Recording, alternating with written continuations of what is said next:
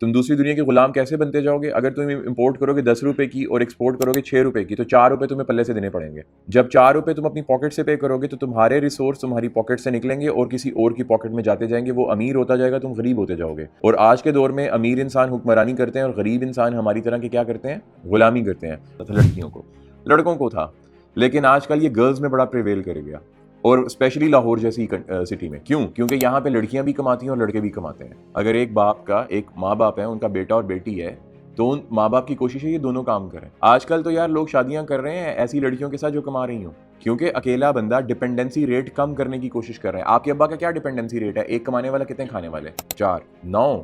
ہاں، یہ بہت زیادہ ڈپینڈنسی ریٹ ہے۔ ہونا کیا چاہیے؟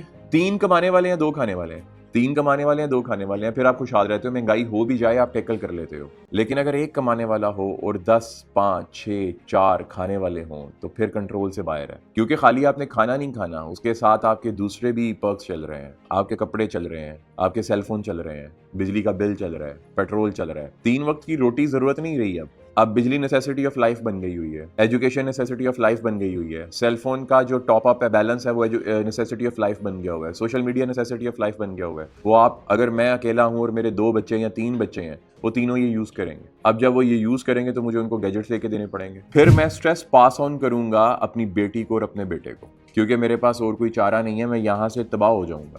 اور مجھے یہ بھی ڈر ہے اگر میں نے خودکشی کر لی تو یہ دونوں بچے کیا کریں گے؟ ہمارا معاشرہ کیسا ہونا چاہیے؟ کوئی بتائے گا مجھے اس اکنامک سچویشن کا سلوشن کیا ہے فیمیلز کے لیے؟ بھائی سمپل ہے، لڑکوں نے صرف اپنے اخلاقی وہ جو مورل ویلیوز کہہ لو تھوڑا سا ہائی کرنا ہے اس کو۔ بھائی سائیکلیں لے لو چپ کر کے، اللہ اللہ خیر سال، سائیکل پہ ایک دفعہ 10 12 15 ہزار کی لینی ہے بچیوں نے، آرام سے کالج جاؤ، وہ کالج جاؤ، واپس جاؤ گھر، اس پہ کوئی پیسے بھی نہیں لگتے ہیں۔ بڑے عرصے کے بعد اس کا ٹائر ٹیوب چینج ہوتا ہے اور اس کا وہ چین گراری چینج ہوتی ہے، بس سائیکل کو کچھ نہیں ہوتا۔ یہی تو مسئلہ ہے، سیکیور کس سے نہیں ہوگی؟ ہم سے ہی نہیں نہ ہونی، اللہ کے بندے یہی تو کہہ رہا ہوں بس تھوڑا سا۔ تو اس کا مطلب کیا ہوا؟ صرف لڑکوں نے اپنا تھوڑا سا اخلاقی اس کو ٹھیک کرنا ہے، ٹھیک ہے، اپنی جو سوچ ہے تھوڑا سا اس کو بدلنا ہے۔ بس بیٹا لڑکوں نے ایکسیپٹ کرنا ہے نا، تو لڑکے بس ایکسیپٹ کر لیں۔ عورتیں، آپ لوگوں کو اگر سائیکل چلانے کی آ جائے تو آپ کالج یا ہاسٹل میں رہ رہے ہو، وہاں سے پیدل آ رہے ہو، ہاں تو کر لیں گے، کوئی مسئلہ نہیں ہے۔ ہاں مینٹل اسٹیٹ فوری چینج نہیں۔ دیکھو اسی وجہ سے تو ہم لوگ غریب ہیں۔ بات کو سمجھنے کی کوشش کرو، جو انسان غریب ہے پورا ایز اے ہول اکانومی کی بات کر رہا ہوں، اس کے پیچھے کوئی تو ریزن ہے، اس کے پیچھے کوئی تو ریزن ہے یار۔ اگر میرے سامنے ایک لڑکی جا رہی ہے تو میں سب سے پہلے یہ دیکھنے کی کوشش کروں گا سائیکل پہ یا بائک پہ ہے، یار یہ خوبصورت ہے کہ ایویں سی ہے؟ اگر تو خوبصورت ہے تو پھر کوشش کروں گا جا کے اس کے ساتھ بائک لگا لوں۔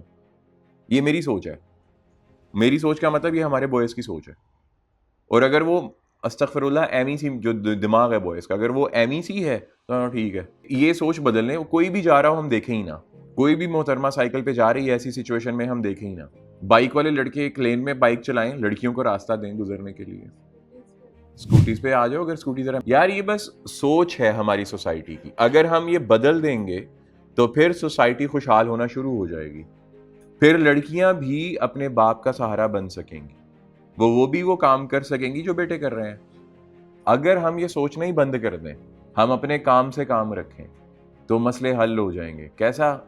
اور یہ جو میں آپ کو بتا رہا ہوں بسم اللہ الرحمن الرحیم، یہ اللہ رب العزت کا ایک حکم مبارک ہے کہ مردوں کو اپنی نگاہوں کی حجاب کی ضرورت ہوتی ہے، آپ نے نامحرم کی طرف دیکھنا ہی نہیں ہے۔